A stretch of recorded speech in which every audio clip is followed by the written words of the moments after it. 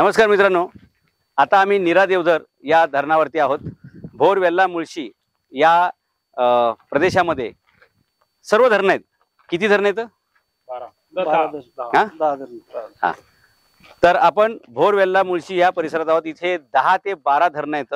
अशी मोठमोठी धरण आहेत। त्यातल्या एका नीरा देवधर धरणावरती आम्ही आहोत आणि यासाठी आहोत की या परिसरात धरण आहेत, परंतु धरण उशाला आणि कोरड घशाला हे अनेक वर्षापासून चालू आहे। मित्रांनो, पावसाळ्यामध्ये इथं धो धो पाऊस पडतो। ही धरणं 8-15 दिवसामध्ये ओव्हरफ्लो होतात आणि ह्या सांडव्यातून अजून खाली सांडव दिसतोय, याच्यातून एक नदीचं विशाल रूप असावं एवढं पाणी इथून सोडलं जातं मित्रांनो।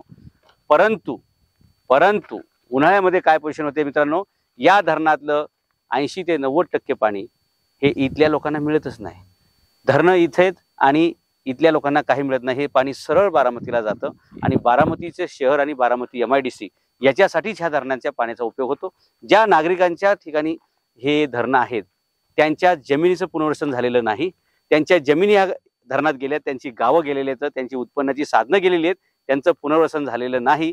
आणि आता नवीन मार म्हणजे नवीन डबल मार इथल्या जनतेला आहे की ज्यावेळी खरोखर उन्हाळ्यामध्ये शेतीला आणि प्यायला पाणी पाहिजे असतं त्यावेळी नेमकं हे पाणी दिलं जात नाही आणि हे पाणी खाली बारामतीला सोडलं जातं। त्यामुळे जिथे धरणं आहेत तिथले लोक तहानेने व्याकुळलेले आहेत।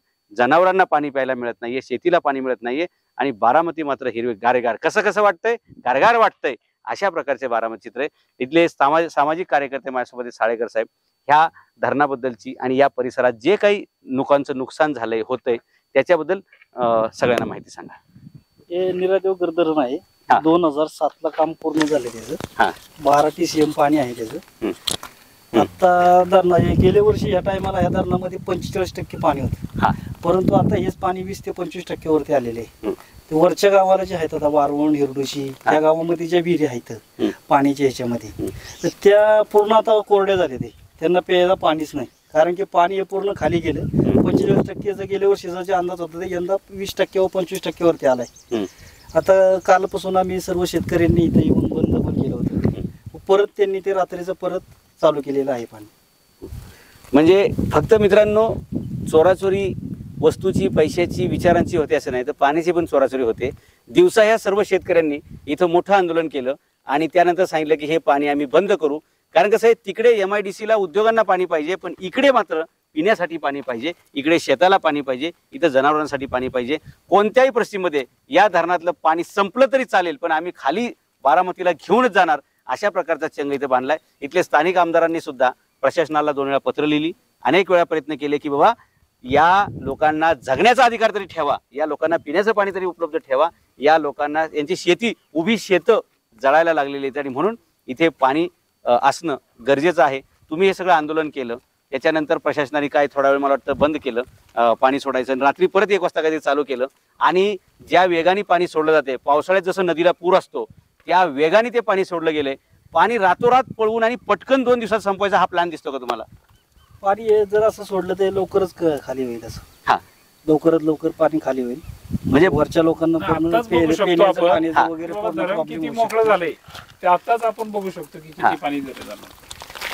म्हणजे ही आता उन्हाळ्यामध्ये ही धरणाची पोझिशन आहे आणि आणखी 1.5 महिना आपल्याला तग धरावे लागणार आहे।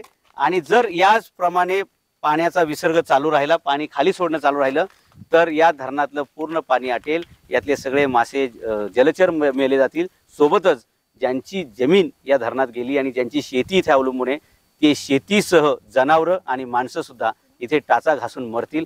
अशा प्रकारची ही भयानक परिस्थिती आपल्याला बारामती लोकसभा मतदारसंघात दिसते।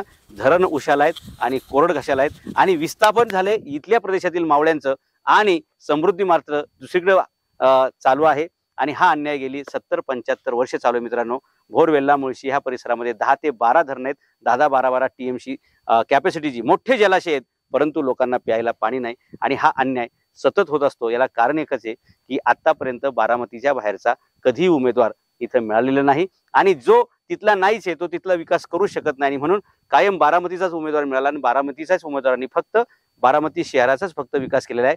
बारामती तालुक्यात सुद्धा 50% तालुका आजही अशाच प्रकारे पाण्याच्या दुर्भिक्षाला सामोरं जातोय आणि याच्यापेक्षा भयानक अवस्था दौंडची आहे, पुरंदरची आहे आणि इथे तर तुम्ही बघताय की जिथं धरणं येतं तिथे तुम्हाला पाणी दिसेल परंतु प्यायला पाणी मिळत नाही। ही भयानक अवस्था आहे आणि पाणी एवढं खाली गेले की विहिरीतलं पाणी सुद्धा, आडातलं पाणी सुद्धा आटलेलं आहे आणि त्यामुळे आपण एका समृद्ध महाराष्ट्रात राहतोय असा लोकांचा गैरसमज आहे. त्यातल्या त्यात बारामती ह्या अत्यंत विकसित मतदारसंघात आपण राहतोय. हा तर भ्रमाचा भोपळा आहे, तो फुटलेला आहे आणि ते 75 वर्षापासून तिथल्या नागरिकांवरती हा अन्याय होतोय आणि म्हणून लोकांना आता बदल हवा. लोकांना आता बारामती बाहेरचा उमेदवार हवा. कारण बारामतीत गेल्यानंतर बारामती शहर, बारामती तालुका पण पूर्ण मला म्हणता येत नाही, कारण तुम्ही उंडवडीला जा, तुम्ही मोरगावला जा, तिकडे सुद्धा तुम्हाला दुष्काळ पाहायला मिळेल. एक लिमिटेड भागाचा विकास करायचा, जिथे आपल्या जमिनी आहेत, जिथे आपल्या फॅक्टरी आहेत, जिथे आपलंच सगळं काय आहे तिथंच फक्त विकास करायचा, अशा प्रकारचं गणित झालेली आहेत. आणि म्हणून एक बारामती शहरात जर तुम्ही गेले तर लंडनला गेल्यासारखं वाटतं आणि बारामती शहराची 10 किलोमीटरची जर आपण परीघ सोडला तर मात्र तुम्हाला वाळवंटात आल्यासारखं किंवा आफ्रिकन देशामध्ये आल्यासारखं वाटेल. अशा प्रकारचा अन्याय किंवा असंतुलित विकास या ठिकाणी चाललाय. म्हणजे असंतुलन विकास, ह्याला विकास म्हणावं का? इथून सगळी सुरुवात आहे. आणि हे भयानक चित्र बदलायचं असेल तर बारामती बाहेरचा उमेदवार आणि तोही या दुष्काळी भागातला उमेदवार असेल तरच या भागाचा दुष्काळ हटेल, अशी या ठिकाणच्या लोकांची भावना आहे. आणि म्हणून बदल अटळ आहे, कारण आतापर्यंत वाटोळच झालेलं आहे, ह्या इथल्या नागरिकांच्या भावना आहेत.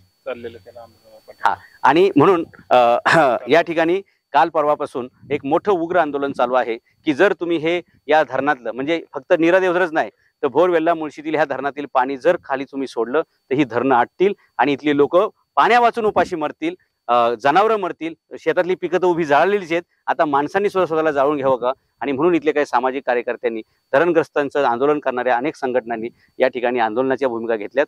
जलसमाधीच्या सुद्धा त्यांनी आतापर्यंत अशा प्रकारचे म्हणजे निर्वाणीची टोकाची भूमिका घेतलेली आहे आणि त्या आंदोलनाला पाठिंबा देण्यासाठी आम्ही इथे आलो होतो. भर उन्हामध्ये कोणीही बाहेर यायला तयार नसताना आम्ही मात्र या तळपत्या उन्हामध्ये आहोत, कारण आम्हाला आमच्या जनतेसमोर, या 12 मावळच्या जनतेसमोर जो प्रश्न आ वासून उभा आहे त्याची काळजी, आणि म्हणून आम्ही या भर उन्हामध्ये या धरणावरती इथे येऊन या सगळ्याचं फुटेज घेतलेलं आहे आणि लोकांच्या जो ज्वलंत प्रश्न आहे त्याच्यावरती आम्ही प्रकाश टाकायचा प्रयत्न केलेला आहे. आणि आम्ही तुम्हाला शब्द देतो की लोकांनी आम्हाला सत्ता दिली, लोकांनी आम्हाला ताकद दिली, तर डेफिनेटली आमचा प्रयत्न हाच आहे की ज्या ठिकाणी धरण बनले तिथल्या नागरिकांचं पहिले पुनर्वसन झालं पाहिजे, त्यांना त्याचा चांगला मोबदला मिळाला पाहिजे आणि या पाण्यावरचा पहिला हक्क ज्या ठिकाणी धरण आहेत त्या भोर, वेल्हा, मुळशी यांचा पहिला हक्क असेल आणि त्यातही पहिला हक्क पिण्याच्या पाण्याचा, दुसरा हक्क जनावरांसाठी, तिसरा हक्क शेतीसाठी आणि राहिलंच पाणी तर ते खाली सोडलं जाईल आणि ते बाकीच्यांना उपलब्ध केलं जाईल. जिथे धरण आहेत पहिले तिथल्या नागरिकांचा विकास झाला पाहिजे आणि मग जिथून हे पाणी वाहतं तिथल्या लोकांना ते मिळालं पाहिजे. प्रॉब्लेम असा आहे की भोर, वेल्हा, मुळशी मध्ये धरण येतं आणि पाणी डायरेक्ट बारामतीला जाते. मध्ये पुरंदर उपाशी आहे, इंदापूरचा काय भाग उपाशी आहे आणि दौंड बद्दल सुद्धा हीच भूमिका आहे. दौंडला सुद्धा पाण्याची प्रचंड मारामारी आहे. समतोल विकास व्हायचा असेल तर फक्त एकाच तालुक्यामध्ये पाणी पुरवणं, एकाच तालुक्यातील एकाच विशिष्ट भागात पाणी खेळवणं आणि बाकीच्यांना फक्त खेळवत राहणं हे किती दिवस चालणार आहे मित्रांनो. आणि म्हणून हे बदलण्याचा निर्णय इथल्या जनतेने घेतलेला आहे आणि बदल अटळ आहे अशा प्रकारची नागरिकांची भूमिका आहे. इथे जे काही पाण्यासाठी आंदोलन चाललेलं आहे त्याला आमचा पूर्ण पाठिंबा आहे आणि पाण्यावर पहिला हक्क इथल्या नागरिकांचा आहे हेच आम्हाला सांगायचं आणि हे करण्यासाठी आम्ही कटिबद्ध आहोत, वचनबद्ध आहोत. पहिलं पाणी भोर, वेल्हा, मुळशीला, दुसरं पाणी पुरंदरला, इंदापूर, दौंडला आणि शिल्लक राहिलेलं पाणी बारामतीवर पण अन्याय करायचं नाही आम्हाला. तिथल्याही नागरिकांना ते पाणी मिळेल, पण ते पहिलं पिण्यासाठी, मग जनावरांसाठी, शेतीसाठी आणि मग चौथा प्राधान्य राहील उद्योगधंद्यासाठी.